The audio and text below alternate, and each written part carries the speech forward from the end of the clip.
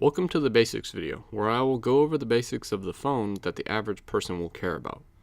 This video is for the LG Nexus 5X. Feel free to check out my specs video for a more detailed explanation of this phone. This LG made Nexus 5X has a 12.3 megapixel back camera along with a 5 megapixel front camera. The camera is fine for me, but I have some complaints. The image comes out clean, but it's just not as bright as I would want it to be.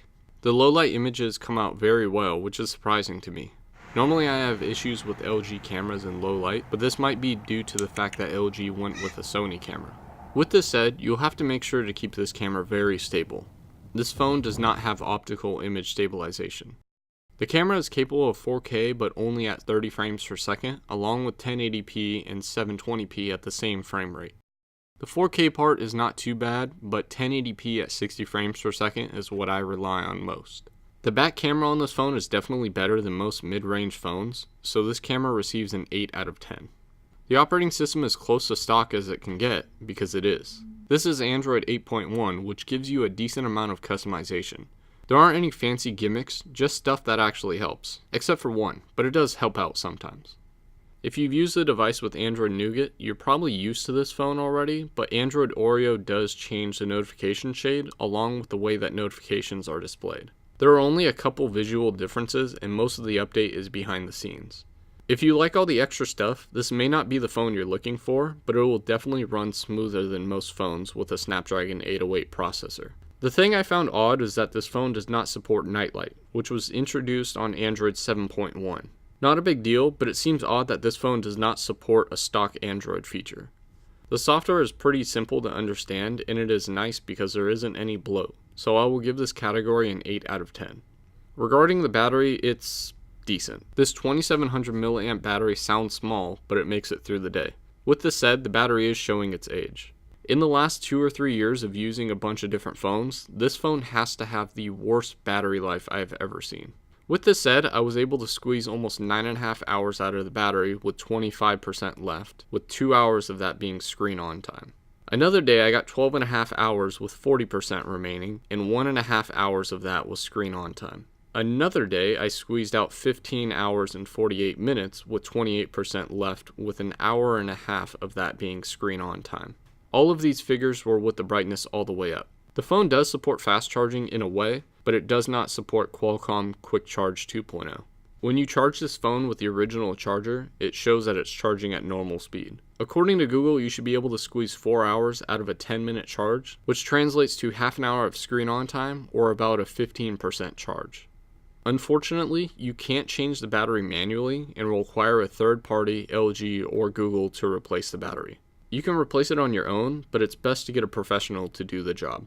I am definitely due for a new battery, so this category gets a 6.5 out of 10.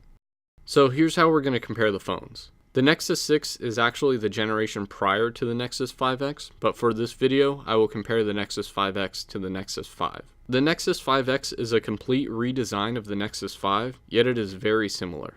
The build is close, but the buttons are placed differently. The loudspeaker is moved from the bottom of the device to the front of the device, along with both speaker grills growing in size. They share the same thickness, but the 5X is taller and wider, along with having a bigger screen at 5.2 inches, while the Nexus 5 has a simple 5-inch screen. The back and the front camera have both been updated, going from an 8 to a 12.3 megapixel camera on the back, and going from 1.3 to 5 megapixels on the front. Speaking of the back camera, there are 2 LEDs on the flash instead of 1, and a laser autofocus unit has been included on the Nexus 5X. Sadly, optical image stabilization was dropped on the Nexus 5X, but 4K recording is now supported on that phone.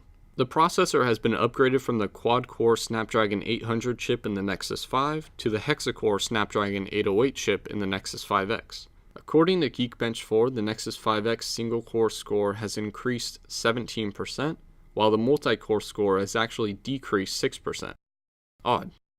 As for the GPU, it has been upgraded from the Adreno 330 to the 418, and Geekbench shows a staggering 50% performance increase. The battery has increased 400 milliamps, but the 15% increase isn't that much to brag about. Wireless charging has disappeared and has been replaced with a reversible USB-C port. Can't have everything, I guess. To this day, the Nexus 5X is still being updated, but the Nexus 5 is no longer being updated. Not sure if that is a bad or a good thing, but it will be bad in the future. Lastly, the 5X has a fingerprint scanner, while the Nexus 5 does not support such advanced technology. There are some benefits and only a few downsides, but the Nexus 5X gets an 8 out of 10 in this category. The only thing really missing is wireless charging and optical image stabilization. Also, after 2 years, you would expect to get a lot more out of this phone. I mean, look at the LG V10 and the LG V30. In the specs video, I told you that this phone has Gorilla Glass, but it doesn't mean that it's indestructible. The front has Gorilla Glass 3, but that doesn't really matter too much. The phone has minor scratches on the front, but they aren't that noticeable.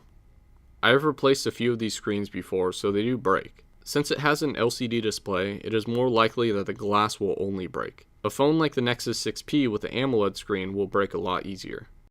The front screen will cost about $90 to fix, or about $30 to do it yourself. The camera lens will run you about $35 to fix, or about $3 to do it yourself. With this said, the camera lens is lower than the frame, so it should be very difficult to break that. And the back panel will run you about $45, or $10 to do it yourself. With this said, the back is plastic, so it shouldn't be a huge issue.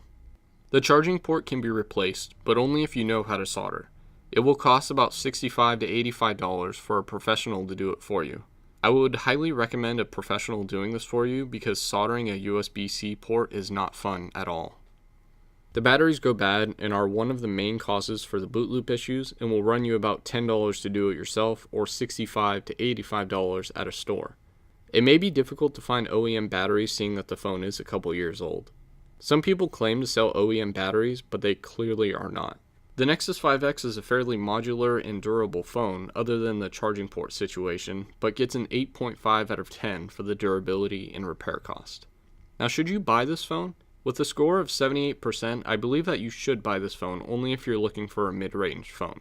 The Nexus 5 was an amazing phone, but I don't think the Nexus 5X lived up to it. The addition of the fingerprint scanner is nice, but it's not worth losing the wireless charging option. If you're looking for a one-handed phone, the Nexus 5X is a really good phone. I'm just not a fan of the screen. I hope you learned something from these videos, but now I want to learn something from you. What would you change on this phone?